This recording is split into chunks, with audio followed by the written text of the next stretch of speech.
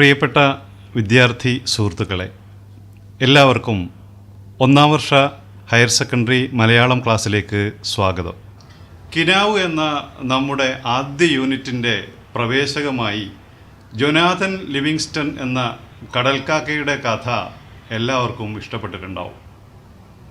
ഇത്തിരി വട്ടത്തിൽ മാത്രം ഒതുങ്ങി ജീവിക്കാതെ സ്വാതന്ത്ര്യത്തിൻ്റെ വിശാലമായ ആകാശത്ത് പറന്ന് നടക്കാൻ ആരാണ് ആഗ്രഹിക്കാത്തത്? നമ്മുടെ എല്ലാം വലിയൊരു സ്വപ്നമാണത്. സ്വാതന്ത്ര്യമില്ലായ്മ മൃതിയേക്കാൾ ഭയാനകമാണ് എന്നെല്ലാം കവികൾ എഴുതിയിട്ടുണ്ട്. സ്വാതന്ത്ര്യത്തിൻ്റെ പ്രാധാന്യം അതുകൊണ്ട് തന്നെ നമുക്കെല്ലാവർക്കും അറിയാം. കോവിഡ് കാലത്ത് വീട്ടിൽ ഒതുങ്ങിയിരിക്കേണ്ടി വന്നപ്പോൾ നമ്മൾ വല്ലാതെ അസ്വസ്ഥരായിരുന്നില്ലേ? ഒന്ന് പുറത്തിറങ്ങാനാവാതെ, കൂട്ടുകാരോടൊപ്പം മൈതാനത്ത് കളിച്ച് രസിക്കാനാവാതെ, വൈകിട്ട് വായനശാലയിലൊക്കെ ഒന്ന് പോയി കുറച്ചു നേരം ഇരിക്കാനാവാതെ എത്രമാത്രം പ്രയാസമാണ് നമ്മളൊക്കെ അനുഭവിച്ചത്. ഇങ്ങനെ പറയുമ്പോൾ ചില കുട്ടികളുടെ, പ്രത്യേകിച്ച് പെൺകുട്ടികളുടെ മനസ്സിലേക്ക് മറ്റു ചില ചിന്തകൾ കടന്നു വരാൻ സാധ്യതയുണ്ട്. കോവിഡിന് മുമ്പ് പെൺകുട്ടികൾക്ക് ആൺകുട്ടികളെപ്പോലെ സ്വതന്ത്രമായി സഞ്ചരിക്കാനും കളിച്ച് രസിക്കാനും കൂട്ടുകൂടാനും സാധിച്ചിരുന്നു. ഇങ്ങനെ ഒരു ചോദ്യം വരുമ്പോൾ കോവിഡ് കാലത്തെ അടച്ചിരിപ്പ് ജീവിതം പോലെ ജീവിതം മുഴുവൻ സ്വാതന്ത്ര്യമില്ലാതെ അടങ്ങി ഒതുങ്ങി ജീവിക്കേണ്ടി വരുന്ന കുറേയേറെ സ്ത്രീകളെക്കുറിച്ച്, അവരുടെ ജീവിതത്തെക്കുറിച്ച് ചില ചിന്തകൾ നമ്മുടെ ഉള്ളിലേക്ക് വരും. ഇരുളിനെ കീറി മുറിച്ച് പറക്കുന്ന ജൊനാഥനെ പോലെ എന്തുകൊണ്ട് നമുക്കും പറന്നുകൂടാ എന്ന ചോദ്യം മനസ്സിലേക്ക് വരും. ഈ സന്ദർഭത്തിലാണ് സ്ത്രീകൾ കേന്ദ്ര കഥാപാത്രമായി വരുന്ന പലതരത്തിലുള്ള സ്വാതന്ത്ര്യങ്ങളെക്കുറിച്ച് നമ്മളോട് സംസാരിക്കുന്ന ഓർമ്മയുടെ ഞരമ്പ് എന്ന കഥ നമുക്ക് പഠിക്കാൻ വരുന്നത്. കഥ കേൾക്കാൻ, കഥ വായിക്കാൻ എല്ലാവർക്കും ഇഷ്ടമാണ്. സാധാരണ പാഠപുസ്തകം കിട്ടിയാൽ അതിലെ കഥകൾ വേഗം വായിച്ചു നോക്കുക എന്നത് നമ്മുടെയൊക്കെ ഒരു ശീലവുമാണ്. എന്തുകൊണ്ടായിരിക്കും കവിതയേക്കാൾ, ലേഖനങ്ങളേക്കാൾ കഥകളോട് നമുക്ക് ഇഷ്ടം കൂടുന്നത്? നിങ്ങൾ ആലോചിച്ച് നോക്കിയിട്ടുണ്ടോ? എനിക്ക് തോന്നുന്നത് നമ്മുടെ മനസ്സും ജീവിതവും സാമൂഹ്യ ജീവിതവും എല്ലാം വളരെ വ്യക്തമായി, വളരെ ലളിതമായി കഥകളിൽ അവതരിപ്പിക്കുന്നത് കൊണ്ടാവണം, നമ്മുടെ ജീവിതം തന്നെയാണ് കഥയിലുള്ളത് എന്ന് നമുക്ക് തോന്നുന്നത് കൊണ്ടാവണം കഥകൾ പൊതുവെ നമുക്ക് കൂടുതൽ ഇഷ്ടമാവുന്നത്. ലോകപ്രശസ്ത എഴുത്തുകാരനായ ഫ്രാൻസ് കാഫ്ക കഥയെക്കുറിച്ച് പറഞ്ഞത് വളരെ ശ്രദ്ധേയമായ ഒരു കാര്യമാണ്. ലോകം ആറ്റം കൊണ്ടല്ല, കഥകൾ കൊണ്ടാണ് നിർമ്മിക്കപ്പെട്ടിരിക്കുന്നത് എന്നാണ് അദ്ദേഹം പറഞ്ഞത്.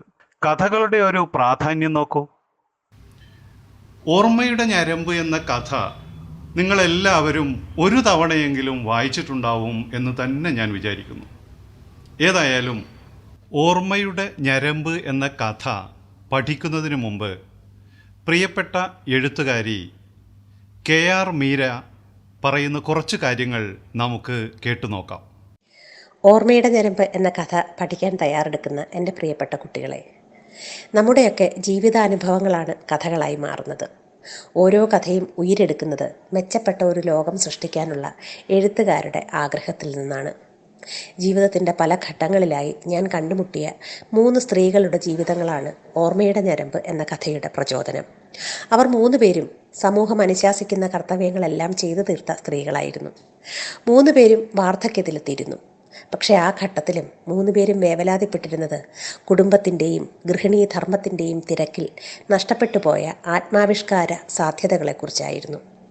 സ്ത്രീക്ക് ഭർത്താവും കുട്ടികളും കുടുംബവുമാണ് എല്ലാത്തിലും പ്രധാനമാകേണ്ടത് എന്നും ആരുടെയെങ്കിലും ഭാര്യയോ അമ്മയോ അമ്മൂമ്മയോ ആയല്ലാതെ സാക്ഷാത്കാരം ഇല്ലെന്നും പഠിച്ചിരുന്ന ഒരു തലമുറയായിരുന്നു അവരുടേത്.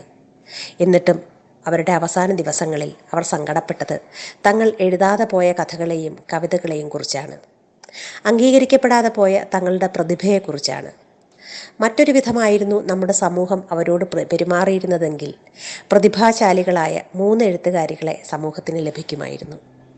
കൂടുതൽ വായിക്കാനും ചിന്തിക്കാനും നമുക്ക് ചുറ്റുമുള്ള മനുഷ്യരെ കൂടുതൽ നിരീക്ഷിക്കാനും അവരെ വളരാൻ സഹായിക്കാനും ആ വിധത്തിൽ കൂടുതൽ മെച്ചപ്പെട്ട മനുഷ്യരായി തീരാനും ഓർമ്മയുടെ ഞരമ്പ് എന്ന കഥ നിങ്ങളെ സഹായിക്കുമെങ്കിൽ ഞാൻ ധന്യയായി. നിങ്ങൾക്ക് എല്ലാ ആശംസകളും നേരുന്നു. നന്ദി. 2002 ഓർമ്മയുടെ ഞരമ്പ് എന്ന കഥാസമാഹാരം പ്രസിദ്ധീകരിച്ചത്. 7 കഥകളാണ് അതിലുള്ളത്. ഇനി നമുക്ക് കഥയിലേക്ക് വരാം. ചിതറിയ ഓർമ്മകൾ മാത്രമുള്ള ഒരു വൃദ്ധയും അവരുടെ കൊച്ചുമകൻ എന്ന് നമുക്ക് ഊഹിച്ചെടുക്കാവുന്ന ശ്രീജിത്ത് എന്ന കഥാപാത്രത്തിൻ്റെ ഭാര്യയായ ചെറുപ്പക്കാരിയുമാണ് ഓർമ്മയുടെ ഞരമ്പിലെ പ്രധാന കഥാപാത്രങ്ങൾ. വൃദ്ധയുടെ സംഭാഷണങ്ങളും അത് കേൾക്കുന്ന പെൺകുട്ടിയുടെ മനോഭാവങ്ങളുമാണ് കഥയുടെ തുടക്കം മുതൽ ഒടുക്കം വരെ നമുക്ക് കാണാനാവുക. പലതരം ഗന്ധങ്ങൾ നിറഞ്ഞ മുറിയിൽ ഒറ്റയ്ക്കിരിക്കുന്ന ഒരു വൃദ്ധ. ഒട്ടും താല്പര്യമില്ലെങ്കിൽ പോലും മറ്റൊന്നും ചെയ്യാനില്ലാത്തതിനാൽ ആ മുറിയിലേക്ക് ചെല്ലുന്ന വിവാഹം കഴിഞ്ഞതിൻ്റെ പുതുമോടി ഒന്നും മാറാത്ത പെൺകുട്ടി. ഓർമ്മക്കുറവ് ബാധിച്ച് പരസ്പര ബന്ധമൊന്നുമില്ലാതെ വൃദ്ധ അവളോട് സംസാരിച്ചു തുടങ്ങുകയാണ്. കുട്ടി എഴുതുമോ? വള്ളത്തോൾ വന്ന ഒരു സമ്മേളനം ഉണ്ടായിരുന്നു, സ്വാതന്ത്ര്യം കിട്ടണതിന് മുമ്പ്. അന്നൊക്കെ സ്വാതന്ത്ര്യം എന്ന് വെച്ചാൽ എന്താ? എല്ലാവർക്കും ഭ്രാന്തല്ലേ, ഭ്രാന്ത്. നൈലോണും നൈലക്സും ഒക്കെ എല്ലാവരും കത്തിച്ച് കളഞ്ഞു. കതറേ ഉടുക്കൂ. എനിക്ക് കറുത്ത കരയുള്ള ഒരു സാരി ഉണ്ടായിരുന്നു. അന്ന് സാരി ഉടുക്കണത് പോലും വലിയ ഫാഷനല്ലേ. വല്യമ്മാമ പറഞ്ഞിട്ട് ഞാനൊരു കവിത എഴുതി സമ്മേളനത്തിൽ വായിച്ചു. അൽപരാമെങ്ങടെ തുച്ഛവാടികളിലും കൽപ്പനാസൂനങ്ങൾ തൻ സൗരഭ്യം. മഹാകവി വള്ളത്തോൾ. അദ്ദേഹം എന്നെ അടുത്ത് വിളിച്ചു. 2 കൈയും ദാ ഈ തലയിൽ വെച്ച് അനുഗ്രഹിച്ചു. പറഞ്ഞതെന്താന്നാ, സരസ്വതി, സാക്ഷാൽ സരസ്വതി തന്നെ. വള്ളത്തോളിൻ്റെ കരങ്ങൾ പതിഞ്ഞ സ്വന്തം തലയിൽ അരുമയായി തഴുകിക്കൊണ്ട് വൃദ്ധ ഇത്രയൊക്കെ പറഞ്ഞിട്ടും പെൺകുട്ടി തിരിച്ചൊന്നും ഉരിയാടിയില്ല. അവൾ ചുമരിലെ ഫോട്ടോകളും ഷെൽഫിലെ നോട്ട് ബുക്കുകളും മറ്റും നോക്കി നേരം കൂട്ടുകയാണ്. വൃദ്ധ സംസാരിക്കുമ്പോൾ ഇളകുന്ന വെപ്പുപല്ല് സെറ്റുകളും സ്വാതന്ത്ര്യം, സൗരഭ്യം എന്നീ വാക്കുകൾ ഉച്ചരിക്കുമ്പോൾ അത് പുറത്തേക്ക് ഉന്തി വരുന്നും ഒക്കെ ഉണ്ടായിരുന്നു. അതൊക്കെ കാണുമ്പോൾ പെൺകുട്ടിക്ക് വല്ലാത്ത ഈർഷ്യ തോന്നുന്നു. പ്രായമായവരുടെ പഴംപുരാണങ്ങൾ കേൾക്കാൻ പുതിയ തലമുറയ്ക്ക് തീരെ താല്പര്യം ഉണ്ടാകില്ലല്ലോ.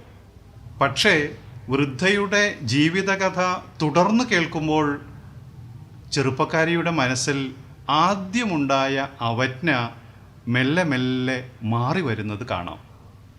കേൾക്കുന്തോറും വൃദ്ധയുടെ ജീവിതകഥയും തൻ്റെ ജീവിതവും തമ്മിൽ ചില സാമ്യങ്ങളുണ്ടല്ലോ എന്ന തോന്നലാകാം ചെറുപ്പക്കാരിയിൽ ഈ മാറ്റം ഉണ്ടാക്കുന്നത്. അന്ന് എനിക്ക് വെറും 9 വയസ്സ്. പക്ഷെ ഇപ്പോഴത്തെ പെൺകുട്ടികളെ മാതിരിയല്ല. കണ്ടാൽ 10-16 വയസ്സിൻ്റെ വളർച്ചയുണ്ട്. അന്ന് ആ സമ്മേളനത്തിൽ വെച്ച് എന്നെ കണ്ടിട്ടാണ് ഇവിടുത്തെ ആള് പറഞ്ഞു വന്നത് പെട്ടെന്ന് അവസാനിപ്പിക്കുകയും പിന്നീട് കസേരയിൽ ചെന്നിരുന്ന് ചോന്ന ചട്ടയുള്ള പുസ്തകങ്ങൾ തിരയുകയും ചെയ്യുന്ന വൃദ്ധയെയാണ് പിന്നെ നാം കാണുന്നത്. ഓർമ്മ നഷ്ടപ്പെട്ടു എന്ന് പറയപ്പെടുന്ന വൃദ്ധയിൽ പക്ഷേ ഓർമ്മകൾ തികട്ടി വരുന്ന കാഴ്ചയാണ് തുടർന്നങ്ങോട്ട് കാണാൻ കഴിയുക. പുസ്തകം ഇളകിയപ്പോൾ പറന്നു പൊങ്ങിയ പൊടിയടിച്ച് പെൺകുട്ടിക്ക് തുമ്മൽ വന്നപ്പോൾ വൃദ്ധ തൻ്റെ വർത്തമാനം ഇങ്ങനെ തുടരുന്നു. എനിക്കും ഉണ്ടായിരുന്നു ഇടയ്ക്ക്. അതല്ലേ ആ ബുക്ക് നഷ്ടപ്പെട്ടത്. തുമ്മൽ കാരണം പഴയ പത്രക്കടലാസും കുട്ടികളുടെ പുസ്തകവും ഒക്കെ അടുക്കി വെക്കാൻ മടിയായി. അതിൻ്റെ ഇടയിൽ ഈ ബുക്ക് എവിടെയോ എങ്ങനെയോ. ഇവിടുള്ള ആളിന് പഴയ കടലാസ് കാണണതേ അരിശമായിരുന്നു. എല്ലാം അടുക്കി വെക്കണം. മുറിയിൽ ഒരിടത്തും പൊടിയും കടലാസും ഒന്നും കാണരുത്. എപ്പോഴും അടിച്ചു വാരിയിടണം.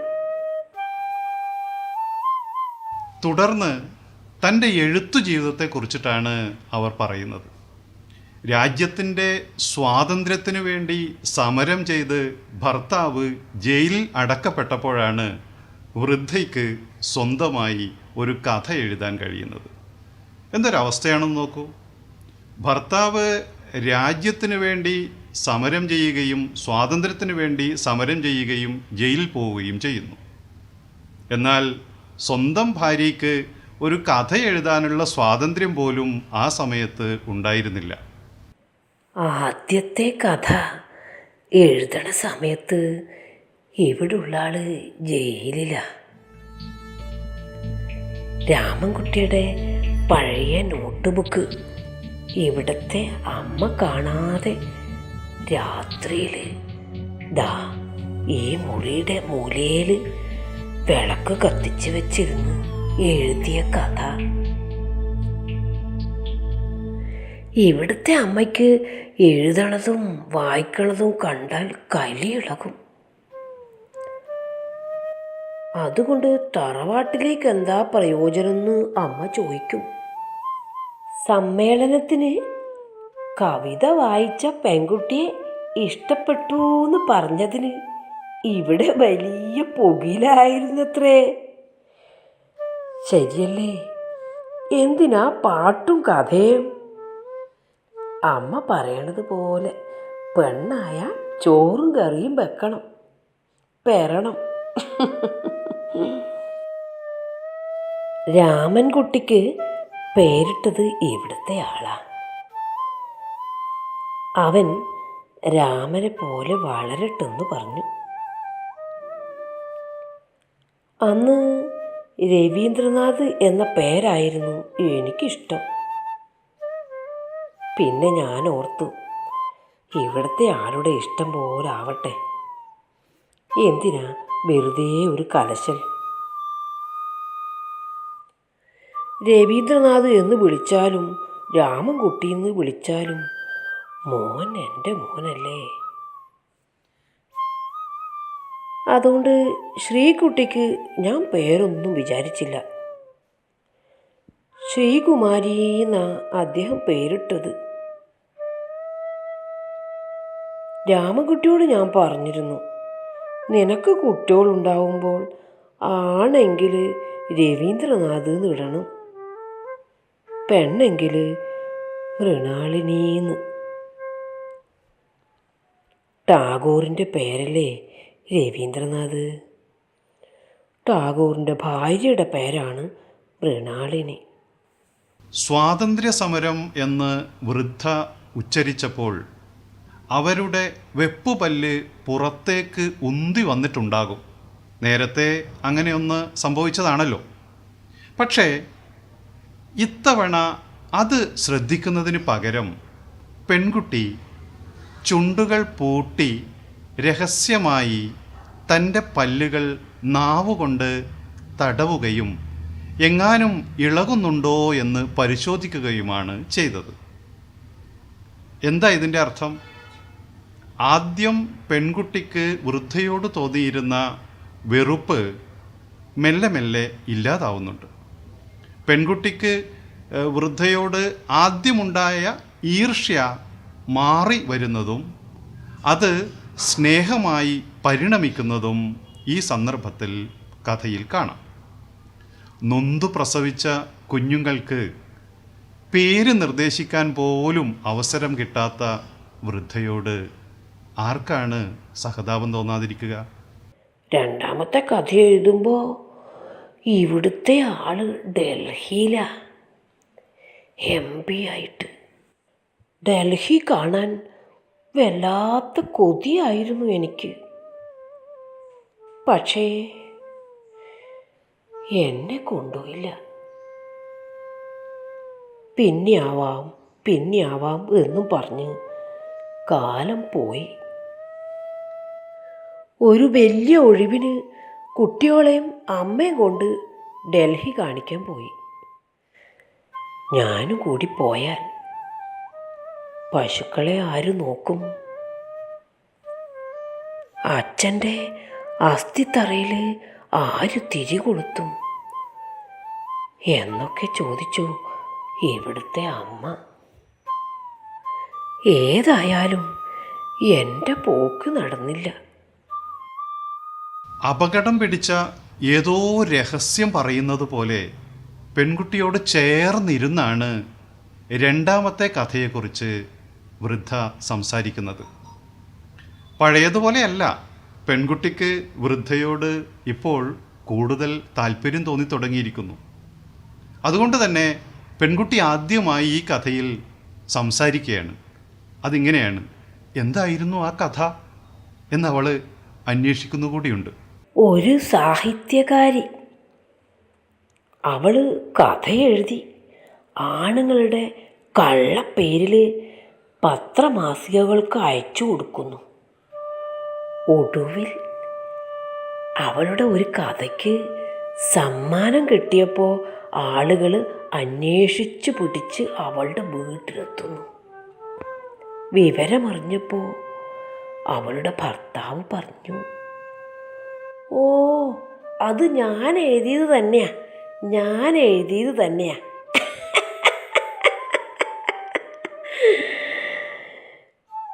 ഓരോരോ മോഹങ്ങൾ.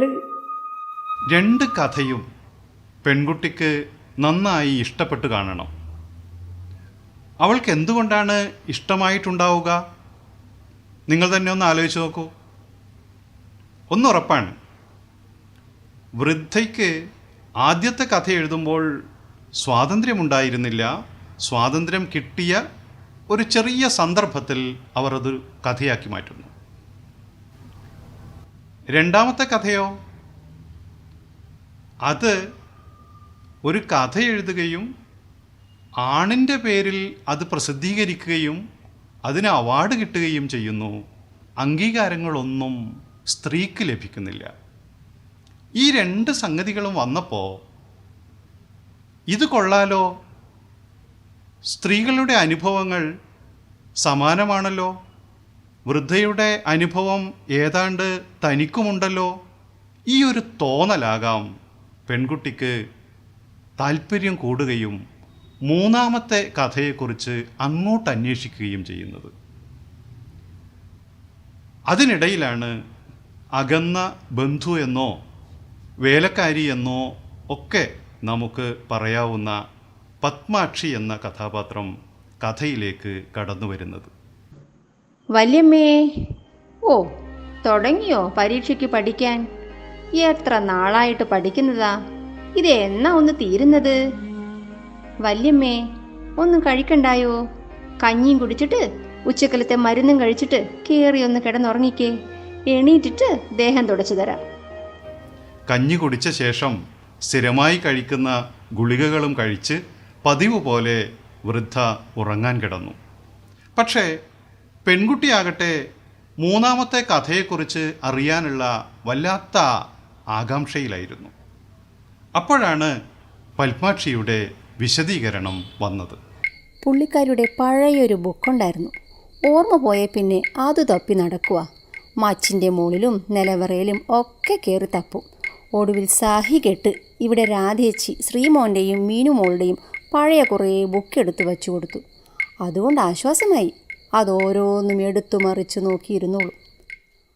മോള് പോരെ, ഇനിയിപ്പം വല്യമ്മ ഉറങ്ങിക്കോളും. വൈകിട്ട് 5 വരെ ഈ കിടപ്പാ. പക്ഷേ പെൺകുട്ടി വൃദ്ധയുടെ മൂന്നാമത്തെ കഥ എന്തായിരിക്കാമെന്ന് ആലോചിക്കുകയായിരുന്നു. അടഞ്ഞു തുടങ്ങിയ കണ്ണുകൾ പാതി തുറന്ന് വൃദ്ധ അപ്പോൾ മൂന്നാമത്തെ കഥയെക്കുറിച്ച് പറഞ്ഞു തുടങ്ങി. ദുർമരണം.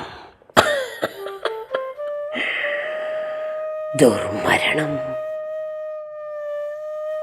കുരുക്കിടുമ്പോൾ കഴുത്തിൽ ദാ ഈ ഞരമ്പിൽ വീഴണം.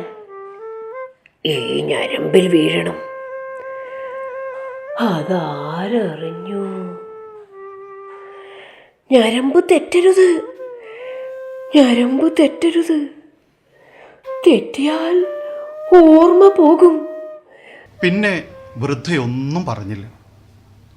ദുർമരണം എന്ന കഥ വെറും കഥയല്ല എന്നും അത് വൃദ്ധയുടെ ആത്മഹത്യാശ്രമത്തിൻ്റെ നേരനുഭവം തന്നെയാണ് എന്നും ചെറുപ്പക്കാരി തിരിച്ചറിയുന്നു. അത് വല്ലാത്തൊരു വൈകാരിക അവസ്ഥയിലേക്ക് അവരെ കൊണ്ടുചെന്നെത്തിക്കുന്നു. രാത്രി ഏറെ വൈകി ഭർത്താവായ ശ്രീജിത്ത് തിരിച്ചെത്തുമ്പോൾ പെൺകുട്ടി കണ്ണാടി നോക്കി നിൽക്കുകയായിരുന്നു.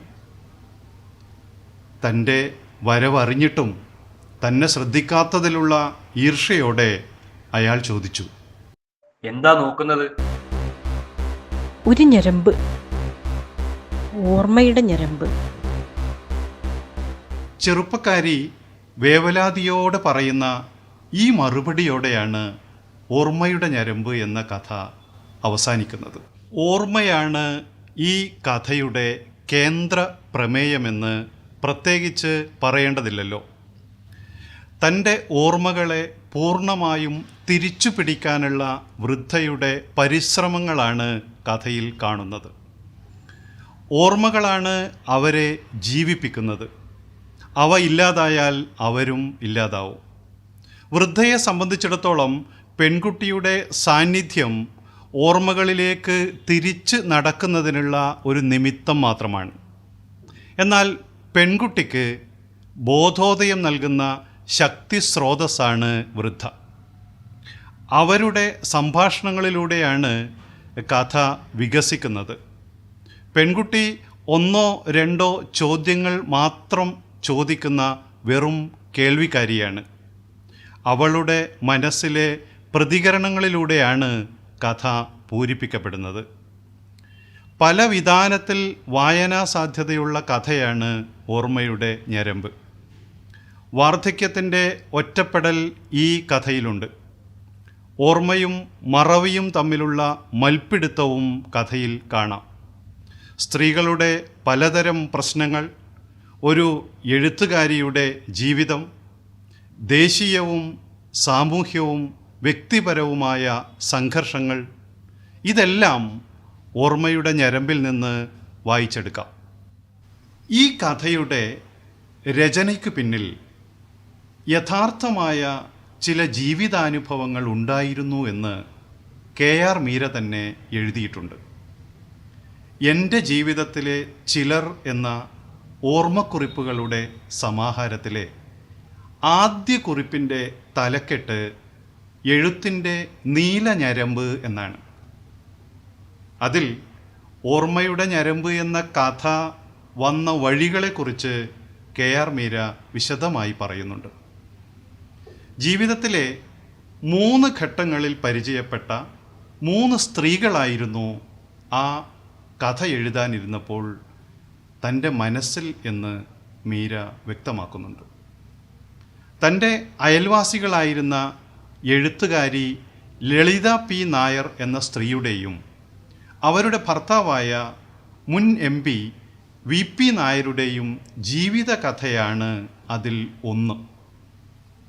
മറ്റൊന്ന്, പെണ്ണായതുകൊണ്ട് മാത്രം പഠിക്കാൻ ആഗ്രഹിച്ചിട്ടും കഴിയാതെ പോയ കല്യാണിയമ്മ എന്ന സ്ത്രീയായിരുന്നു.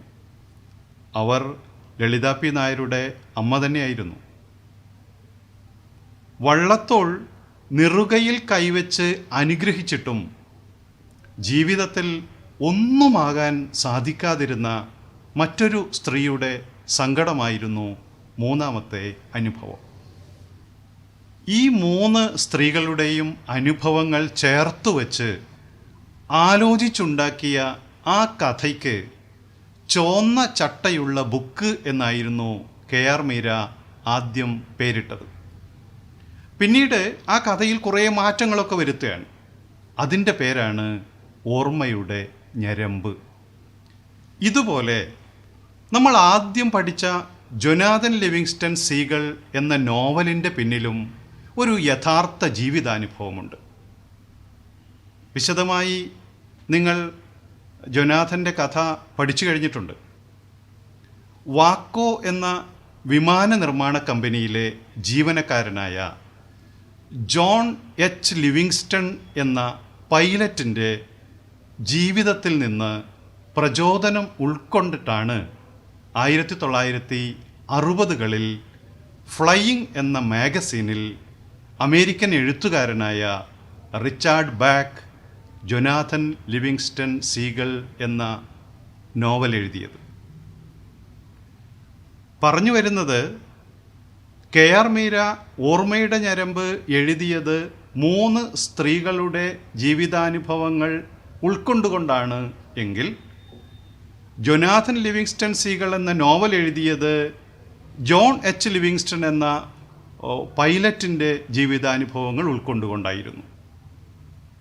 ഇനി നമുക്കെല്ലാം ഏറെ പരിചയമുള്ള ബെന്യാമിൻ്റെ ആടുജീവിതം എന്ന നോവൽ, നമുക്കറിയാം നജീബ് എന്ന പ്രവാസിയായ ചെറുപ്പക്കാരൻ്റെ ജീവിതകഥ തന്നെയാണ് എന്ന് എഴുത്തുകാരൻ തന്നെ പറഞ്ഞിട്ടുണ്ട്. അതുപോലെ സന്ദർശനം എന്ന കവിതയിൽ ബാലചന്ദ്രൻ ചുള്ളിക്കാട് എന്ന കവിയുടെ ജീവിതാനുഭവം കൃത്യമായി കാണാം. അപ്പോൾ യഥാർത്ഥ ജീവിതാനുഭവങ്ങൾ, സാങ്കല്പികമായ അംശങ്ങൾ, ഇതൊക്കെ കൂട്ടിച്ചേർത്തുകൊണ്ട് സർഗാത്മക രചനകൾ നമുക്കും സാധ്യമാണ് എന്നാണ് പറഞ്ഞു വരുന്നത്. ഇത് അത്ര വലിയ അത്ഭുത സംഗതികളൊന്നുമല്ല. ഒരു കഥ എഴുതുക എന്ന് പറയുന്നത് നമുക്കും സാധിക്കും. അങ്ങനെയാണെങ്കിൽ കുട്ടികളെ, നിങ്ങൾക്കും എന്തുകൊണ്ട് എഴുതിക്കൂടാ? നിങ്ങളുടെ അനുഭവങ്ങൾ, നിങ്ങൾക്ക് പരിചയമുള്ളവരുടെ അനുഭവങ്ങൾ, അല്ലെങ്കിൽ മനസ്സിൽ ആലോചിച്ചുണ്ടാക്കിയ കാര്യങ്ങൾ, ഭാവനയിൽ കണ്ടെത്തിയ കാര്യങ്ങൾ, നിങ്ങളുടെ കിനാവുകൾ എന്തുകൊണ്ട് കഥകളോ കവിതകളോ ലേഖനങ്ങളോ ചെറിയ കുറിപ്പുകളോ ആക്കിക്കൂടാ? ഇത്തരം ശ്രമങ്ങൾ നടത്തുക എന്നതാണ് ഇന്ന് ഞാൻ നിങ്ങൾക്ക് തരുന്ന പ്രവർത്തനം. നിങ്ങളുടെ എഴുത്തുകൾ അധ്യാപകർക്ക് നൽകുക, കൂട്ടുകാരുമായി പങ്കിടുക, അതിനെക്കുറിച്ച് ചർച്ചകൾ നടത്തുക. എല്ലാവരും ഒന്ന് ശ്രമിച്ചു നോക്കുമല്ലോ.